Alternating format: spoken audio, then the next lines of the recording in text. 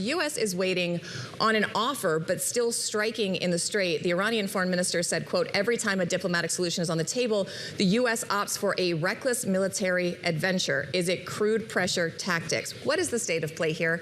And are we really expecting to get a response any minute? Good question. As of last night, the president at least wasn't ready to tell us that a response had come in. You played the clip earlier as he was leaving the White House, and he said he was expecting a response last evening. I hung around the White House for his return from his live golf dinner, and he came back around 10 o'clock-ish. And we shouted questions at him then as well. Did you get a response? Did you get a response? And he didn't respond to those questions and just walked by. But from what he said and from what Secretary Rubio said, that's what they're waiting for, and still TBD on what it says and whether the Iranians are willing to engage in a way that the United States wants. The response or the note that you just made that they said about hostilities impacting their desire to continue has been part of the ups and downs between the two sides really since the war began. Abeer, let me turn to you. And we have this statement in a recent Bloomberg piece from the foreign ministry in Iran saying Tehran's response is under review. Jeff giving us the latest there from the president, who is occupied this weekend with a number of things, including this golf tournament in Virginia. What have we heard from Tehran beyond that? What are they looking at, and how likely are we to get a response from our reporting in the hours ahead? Yeah, good morning, David. So that is the latest copy that we have, essentially the Iranian Foreign Ministry spokesperson saying that the proposal where President Trump gave Iran until yesterday to respond to is still under review. Now, Iran did not give a timeline to the response. That's something else that is worthy of noting here. So we're supposed to hear from them imminently about this response. Now, Iran did come out over the past few weeks, and they have called the U.S. proposals that have come through maximalist, and that a lot of them are actually, and I quote, some of the Iranian officials saying that some of the requests that the U.S. is putting through are quite impossible. But let me bring you back to the beginning of this week and the region and some of the escalations that you guys have mentioned at the top of the show. And essentially, these escalations that we're seeing across the Strait of Hormuz have caught up to where I'm sitting right now in the UAE, in Dubai.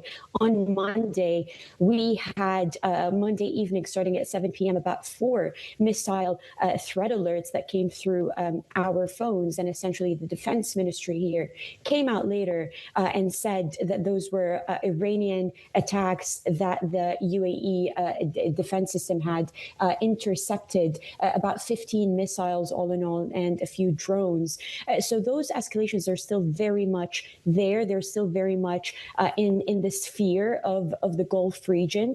But both the U.S. and Iran came out and said that those attacks do not violate the ceasefire clauses that have been put through on April 8th. And further, I mean, the escalations that we've seen across the Strait of Hormuz have so far not impacted the ceasefire that is already in place. So that's a positive sign, but you're seeing the market reaction to those kind of seesaw requests that are being put through by either the U.S. or Iran, and they're essentially just behaving markets, whether it's energy or equities, are essentially behaving in response to those direct calls from either President Trump or the Iranian side.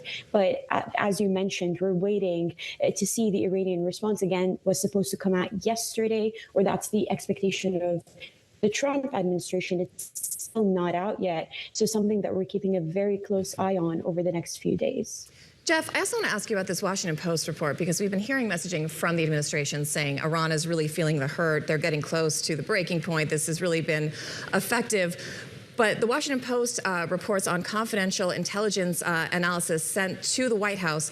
Policymakers are being told Iran can survive for 3 to 4 months before facing severe economic hardships. Do you think that changes the calculation at all? Because that's 3 or 4 months of this, and 3 or 4 months closer to November.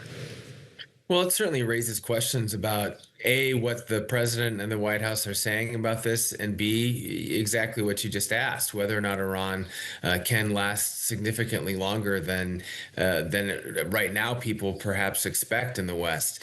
Yes, it could delay this conflict, or it could extend this conflict. The Iranians, at least from their rhetoric, have suggested that they feel that they're in a stronger position than the United States.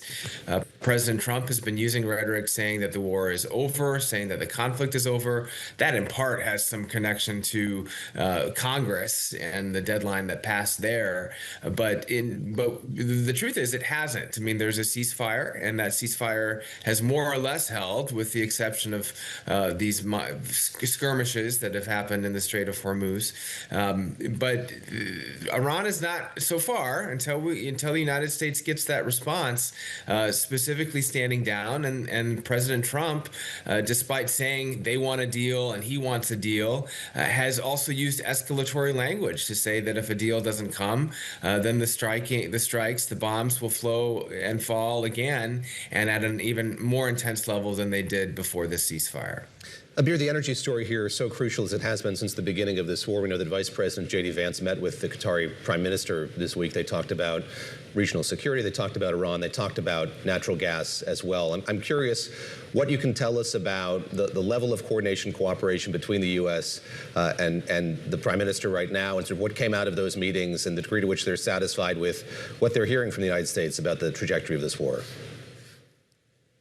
Yeah, so look, I mean, the meeting that happened between the U.S. Vice President and the Qatari Prime Minister, we had a readout of that, and it's essentially what you just said. They are, talking about those LNG shipments that have traditionally gone through the Strait of Hormuz. A fraction of that is going through. Look, some of our reporting actually suggests, this was a report that came out by Bloomberg a couple of days ago, suggesting that perhaps some oil shipments and some LNG shipments are going through the Strait of Hormuz that are not being tracked by shipping companies, and that we name quite a few companies that are the biggest ones in the region. That's Saudi Aramco and the UAE's ADNOC, that where their ships are essentially having a little bit of success moving through. Now, again, we're talking about from over 12 million tankers going through the Strait of Hormuz to about 500,000, so very small figure.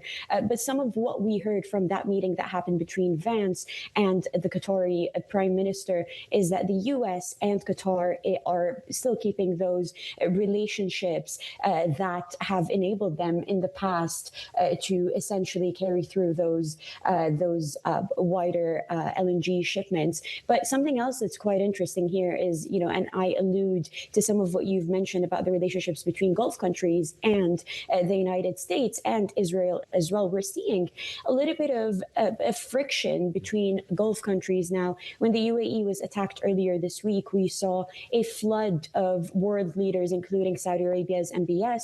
We saw Egypt's president, Sisi, also coming to Abu Dhabi to show their solidarity. Now, MBS did hold a call with the UAE's leader, MBZ. But something that I've been hearing a lot about is post this war, what happens to this alliance in the GCC, especially in the wake of the UAE leaving OPEC? What does that mean for the wider cooperation within the six-country GCC? We're seeing a little bit of friction signs there. And so that is something that I thought was quite interesting to think about once this war, if this war is over, David.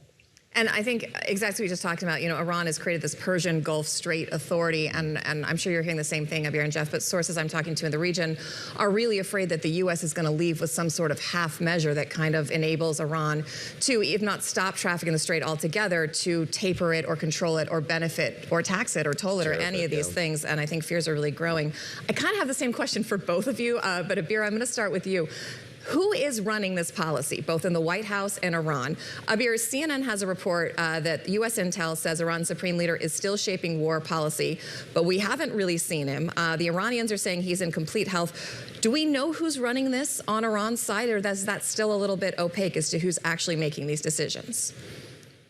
Yeah, look, I mean, you're absolutely right. We haven't seen him. A lot of reasons behind why we haven't seen him go through a lot. You know, some reports earlier by the Wall Street Journal, we spoke about this a couple of weeks ago, say that his health condition is in tatters a little bit, that he needs plastic surgery. Now, none of this has been verified, but a lot of what we're hearing from the Iranian side is that he's still calling the calls behind the scenes, but this collection of Iranian officials that have been front and center now, that includes the foreign minister Abbas Araghchi, who has been in China meeting with his counterpart. We understand as well that that meeting in China has led to some kind of resolution, or not necessarily a resolution, but to some kind of breakthrough in Iran coming back to the table. The spokesperson in the ministry and the head of the parliament, as well as members of the IRGC, are still very much, the officials that are keeping track of these conversations that are happening with the U.S., Christina. Jeff, same question to you. Rubio, Vance, Witkoff, Trump. Yes? Who's handling it on the U.S. side, or who's really driving this policy? Yeah, is it a combination of all of the above? Yes, although I would say that, as with all things foreign policy, and for that matter domestic policy, everything comes down to President Trump. This is someone who follows his instincts, who can sometimes change his mind on a whim. He has lieutenants, and certainly Witkoff and Kushner have been his top lieutenants in terms of negotiation, with J.D. Vance also stepping in for one set of very high-profile talks in Pakistan, as you well know. But at the end of the day, it's President Trump who's driving this train. It's President Trump who is deciding when he's ready to end, and deciding whether or not to issue additional threats or try to be de-escalatory. And he's done both. He's done both. On that last question to you, Jeff, just about this other ceasefire we saw between Ukraine and Russia, announced by the president at the request, I gather, of President Putin. What do you make of this coming about? And I guess there's the hope here that could be extended further. Any signs that might be in the offing? Well, I actually asked President Trump that last night as he was leaving the White House, and he said that it was possible that ceasefire between the two could be extended. Now, I don't know if that's based in anything beyond optimism, but it was interesting that he announced this in part because the Russia-Ukraine war, though of course we know it's still going on and still very intense, has gotten a lot less attention over the last several weeks, at least from this side of the pond, as President Trump has focused on the Iran war. So he portrayed it as a hopeful sign, and as something that either could be extended or could lead to a broader agreement at some point between those two sides.